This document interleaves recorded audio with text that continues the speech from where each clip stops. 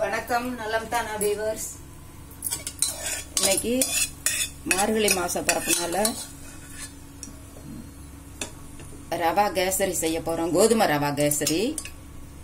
அதுக்கு முந்திரி பருப்பு, திராட்சை பழம் இதெல்லாம் எடுத்து நெய்யில் வறுத்து எடுத்து வச்சாச்சு. ஏலக்காய் பொடி பண்ணி வச்சாச்சு.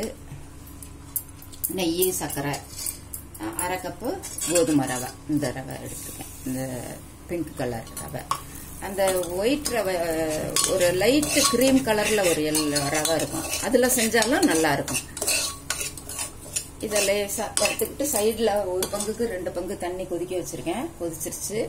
இந்த கொஞ்சம் சூடானா போதும், ரொம்பலாம் வேணாம். இந்த வாசமும் வந்துருச்சு.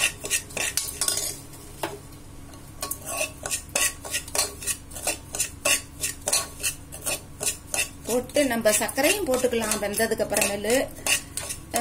சர்க்கரை ஒரு சிலரை சாப்பிடாதவங்க வெல்லமும் எடுத்து, அதான் அரை கப்புக்கு 1/4 கப்பு போதும் வெல்லம். இது இந்த சாதாரண பாம்பே ரவை மாதிரி ரொம்ப இனிப்பு இழுக்காது. அதனால இது 1/4 கப்பை விட கொஞ்சம் கூட போட்டு கொஞ்சமா தண்ணி ஊற்றி கரைஞ்சதுக்கு அப்புறமேல அப்படியே இதுல ஊற்றி திரும்பவும் கிளறி விட்டுட்டோம்னா கோதுமை போதும். இப்போ இதுல சூடா ஊத்துறோம். அரை கப்புக்கு 1 கப்பு தண்ணி. கொஞ்சம் கூட வச்சேன், எதுக்கும் இருக்கட்டும்னு அதை பார்த்துக்கிட்டு இந்த சரியா இருக்கும்.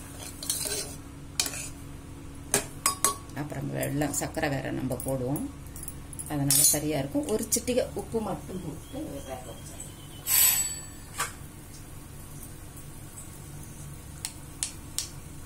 ஒரு சிட்டிகை, ரொம்பலாம் கிடையாது. போட்டு சாதாரண பாத்திரத்தில் ஊத்துறாருந்தா நல்லா 3 பங்கு தண்ணி வச்சுக்கலாம். குக்கரில் இருக்கிறதுனால கரெக்டாக 2 பங்கு மட்டும் வச்சுருக்கேன். இப்போ இதை மூடி ஆவி 2 சவுண்டு வந்ததுக்கு அப்புறம் ஆஃப் பண்ணிடலாம். இந்த 10 நிமிஷம் ஆகி ஆஃப் பண்ணி கேஸ் ரிலீஸ் ஆகி ஓப்பன் பண்ணியாச்சு. இப்போ இப்படி இருக்கும். இப்போ பற்ற வச்சு, அடுப்பை பற்ற வச்சு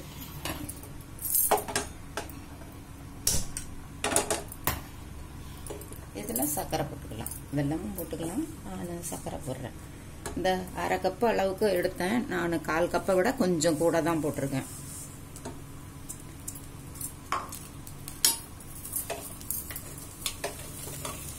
கெட்டிமா இருக்காப்புல இருக்கு. சர்க்கரை போட்ட உடனே இலகிக்கும். கொஞ்சம் மெல்ட் ஆன உடனே ஏலக்காய், கலர் வேணும்னாலும் கேசரி கலர் வேணும்னாலும் போட்டுக்கலாம், நம்ம இஷ்டம் தான். ஆனால் இது கோதுமையே ஒரு பிங்க் கலராக இருக்கவும் இது நான் போடல, வேணும்னா போட்டுக்கலாம்.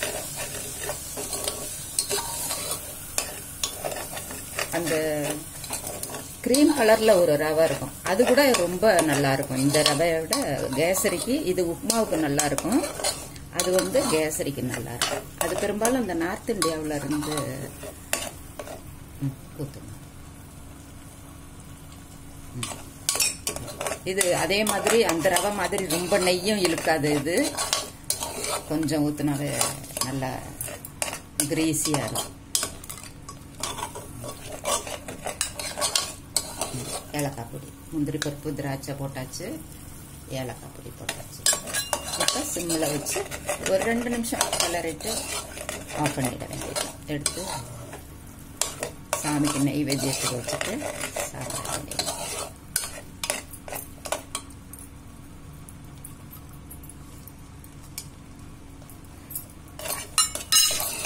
பாருங்க, இந்த பவுல்ல வச்சு காமிக்கிறேன்.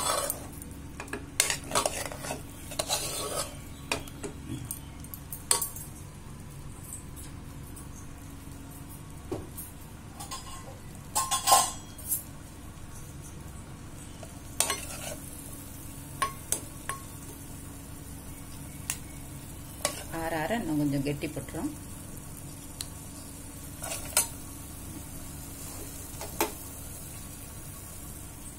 நீங்களும் செஞ்சு பாருங்க, பிள்ளைங்களுக்கு ரொம்ப பிடிக்கும். இது ஹெல்த்தியானது வேற, நல்லாவும் இருக்கும்.